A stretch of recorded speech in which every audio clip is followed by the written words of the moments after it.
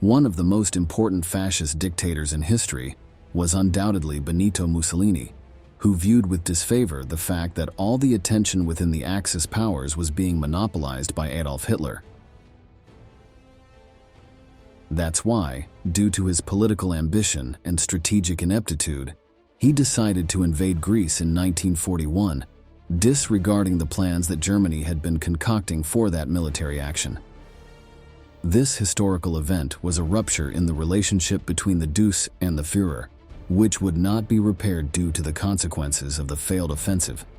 In this video, we will tell you about the context in which this Italian advance occurred, the Greek resistance, and the disastrous results it had for the Axis powers due to Mussolini's personal adventure.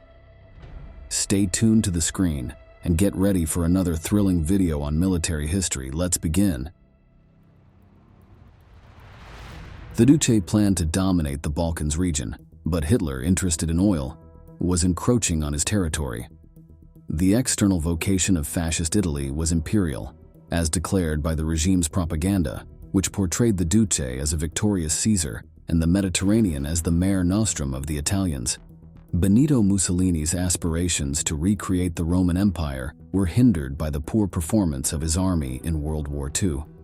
His military underperformance was one of the main reasons why Italy was considered a problematic ally for the Germans, who did not share many of its endeavors, with the invasion of Greece being the most controversial and failed of all. In many ways, this offensive was an attempt to mimic Germany's expansionist policies. Up to this point, Italy's only conquests had been in Ethiopia and Albania, while its involvement in Axis conflicts had been limited to the French Alps and North Africa. The Duce needed a great victory to offer to his people, who were increasingly discontent with their leader, and to show his arrogant German ally that he was up to the task. In early October 1940, Italian Chief of Staff Pietro Badoglio was instructed by Mussolini to begin preparing for the occupation of Greece behind Germany's back. It is known that Mussolini was a man of unlimited ambition and was convinced that the fastest method to secure dominance over the Mediterranean lay in the conquest of Greece.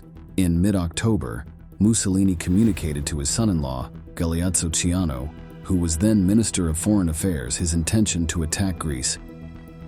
Hitler always includes me in accomplished facts. This time I will pay him back in the same coin. He will find out from the newspapers that I have invaded Greece. That way the balance will be restored. No.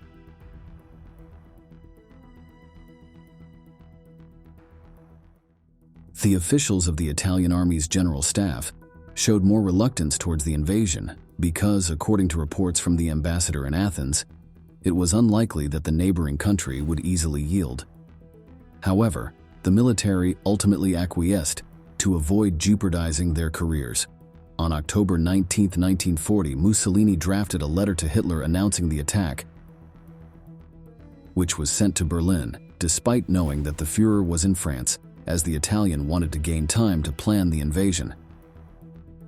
The letter was delivered on the 25th, and the German leader requested an urgent meeting with the Duce to dissuade him from his offensive, but it was already too late. On October 28th of that year, using Albania as a base, territory that had recently been annexed, 2 divisions of the Italian offensive advanced towards Pindus, the mountain range that cuts across Greek territory. From the beginning, Italian logistics were compromised by the harsh mountain climate, combined with an unusually cold and harsh winter. Pack animals quickly began to die of hypothermia, and tens of thousands of men on both sides developed cold-related illnesses.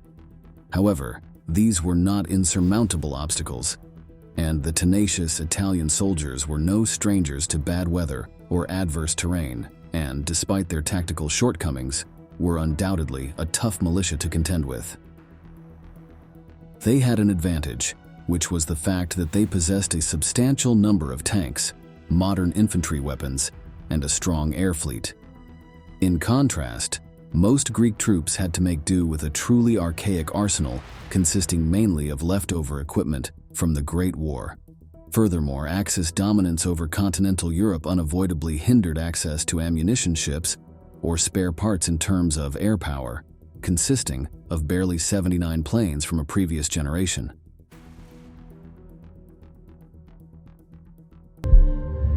At 3 a.m., the Greek Prime Minister receives a call from the guards outside his residence, informing him that the Italian ambassador wished to urgently see him. The Prime Minister got dressed very quickly.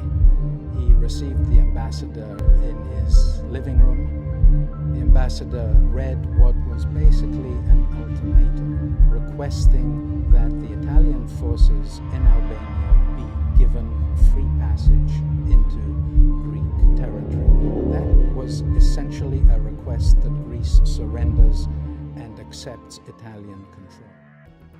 At 3 o'clock in the morning on October 28, 1940, the Italian ambassador in Athens delivered a letter to Ioannis Metaxas, requesting free passage for his country's troops through Greek soil.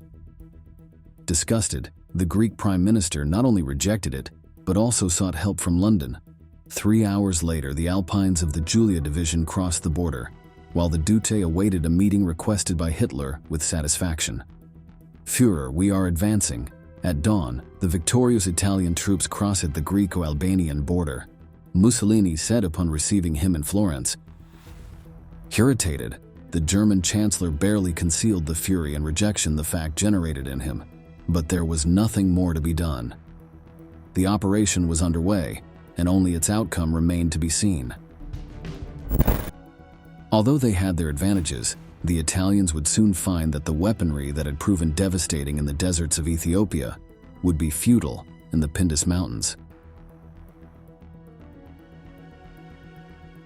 Meanwhile, the Air Force that had terrorized the Republicans in the Spanish Civil War would receive a harsh lesson in tactics and offense from the British RAF, which made several incursions to defend Greek airspace from the island of Crete. During the invasion, British involvement was crucial to Italy's defeat, as they could provide the Greeks with precise and reliable information about enemy troop movements and strategic objectives, thanks to having deciphered Italian military encryption protocols. But the fatal problems of the Duce were also internal. The character of the Italian military establishment was a decisive factor leading to the disaster of the incursion. Among the fascist high command, there was a culture of distrust that created bitter personal disputes, where generals were more concerned with humiliating each other than defeating the enemy. Rivalries between military branches were so severe that each branch tried to cooperate as little as possible with the others, for fear that doing so would reduce or affect its own political relevance. These personal pettinesses due to internal competition added to the limited resources they had to work with, as Italy was largely an agrarian country that, unlike Germany, did not have an economy that allowed for large military expenditures.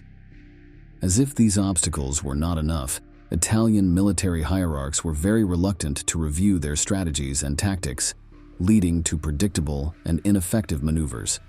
For example, the High Command prevented the use of combined arms tactics that their German allies had used, with great success in France and Poland. The so-called Italian generals of failure were also surprisingly unwilling to consider new tactics, preferring to believe that properly motivated and equipped infantry units could achieve any objective.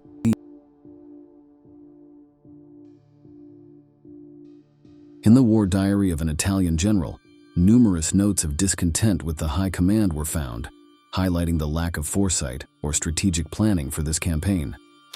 In 15 days, we must be ready to march against Yugoslavia, or failing that, in 8 days we will attack Greece from Albania as prepared as if we were preparing a cup of coffee. Il Duce has no idea of the differences between preparing a battle on flat ground or in the mountains, in summer or winter. Even less does he worry about the fact that we lack weapons, ammunition, equipment, animals, or raw materials. All these adverse conditions for the Italians, while undeniably important, were not isolated as the only causes of failure.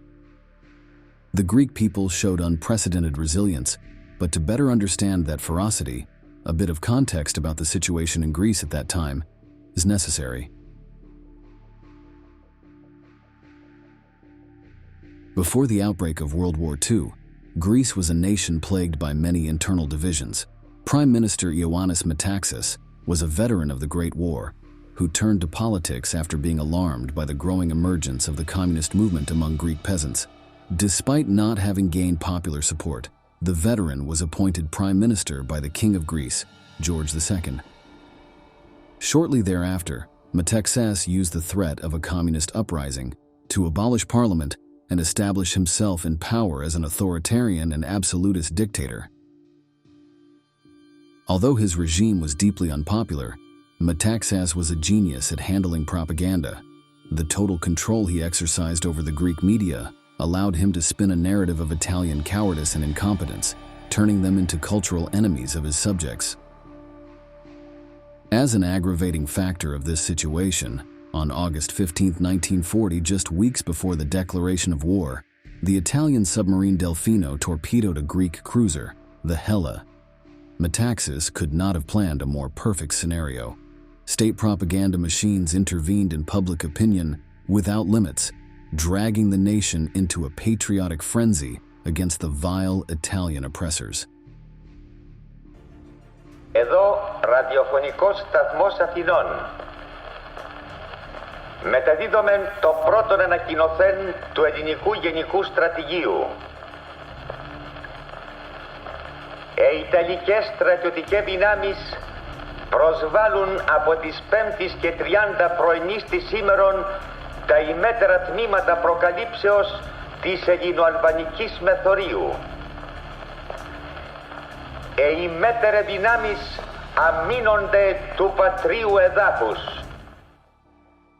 The influence of propaganda on the Greek people resulted in a tenacity and ferocity in their militias that resisted the Duce's invasion heroically. An example of this was the famous Battle of Hill 731, where an entire Italian division, supported by a platoon of tanks and infantry, was repeatedly repelled by a solitary battalion of Greeks defending an important mountain pass. This act of heroism is often remembered as the modern Thermopylae, in reference to the Battle of the 300 Spartans, and ultimately caused the Italian spring offensive to fall apart. Since the beginning of the offensive, Italian progress was slower than anticipated, and in just 11 days the Greeks had halted the invasion in its tracks through bravery, tenacity, and strategy. By November 14th, barely 2 weeks into the conflict, the Greeks had not only repelled the Italians, driving them back into Albanian territory, but also initiated a unified counter-offensive that broke the Italian offensive line, causing panic among those commanded by the Duce. The situation was truly dire for the Italians. They were no longer fighting on Greek territory. In Rome, disappointment was followed by anger among political leaders like Farinacci, an important member of the fascist party. The head of Pietro Badoglio would be the first to roll when the general staff forced him to resign. In a grim meeting following the dangerous Greek offensive, Cavallero and Mussolini were no longer talking about conquest, but about resisting and stabilizing the front. In some border areas, the Greeks managed to penetrate up to 50 kilometers into Albania, causing terror in the fascist leadership. Despite victories against the Italians, the Greeks eventually lost their initial momentum, and their counteroffensive dwindled. Even with British assistance, the local army had nearly run out of supplies. The spoils of war gained from the retreating Italians provided only a temporary solution for that battle, but there were not enough resources to continue advancing. Mussolini's humiliating failure with this botched invasion was poorly received by the Führer, who argued that Mussolini's adventure was responsible for the failure of Operation Barbarossa. The assumption was that if the Italians hadn't attacked Greece, they wouldn't have needed Nazi assistance, therefore the Second World War would have had a different outcome. While the Führer may have exaggerated, there is no doubt that the conflict in southern Europe was a significant drain on Axis limited resources, and Hitler's fury was justified because it was an occupation that was destined for defeat from its disorderly and neglected planning. Italian strategists ignored many of the characteristics of both the terrain and the enemy, as well as the modern warfare tactics implemented by their Nazi allies. They pushed their troops into battle without the necessary equipment or support to emerge victorious. The Greek campaign represented Duce's greatest failure up to that point. Around 20,000 dead, 40,000 wounded, and 26,000 prisoners were the most tangible evidence. However, something even worse had happened. It had caused Italians to lose confidence in their regime.